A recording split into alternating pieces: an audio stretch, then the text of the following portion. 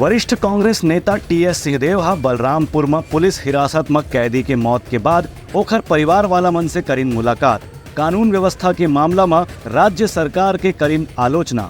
बलरामपुर में पुलिस हिरासत में एक कैदी के मौत के मामला ले लेकर के राजनीति अब तेज हो गई है। उपचुनाव दिखत कांग्रेस भाजपा दोनों राहत ने मामला में लगातार आरोप प्रत्यारोप और सफाई के दौर शुरू हो गए हैं। यही कड़ी में प्रदेश के पूर्व उप मुख्यमंत्री और कांग्रेस के वरिष्ठ नेता टीएस सिंहदेव भी आज बलरामपुर के संतोष नगर पहुंची। मृतक गुरुचंद मंडल के घर में पहुंच के ओखर परिवार वाला मन से मुलाकात करी। एक पहले प्रदेश कांग्रेस अध्यक्ष दीपक बैज और भाजपा के वरिष्ठ आदिवासी नेता कृषि मंत्री रामेचा नेताम भी मृतक के परिवार वाला मन से मुलाकात कर चुके हैं। टीएस सिंहदेव के आरोप रहे कि राज्य सरकार कानून व्यवस्था ला बनाए रखे में पूरी तरह से नाकाम साबित हुआ थे। खबर की घर पहले कवर्धा में भी ऐसे ही घटना हो चुके हैं। Bureau report Telangana news.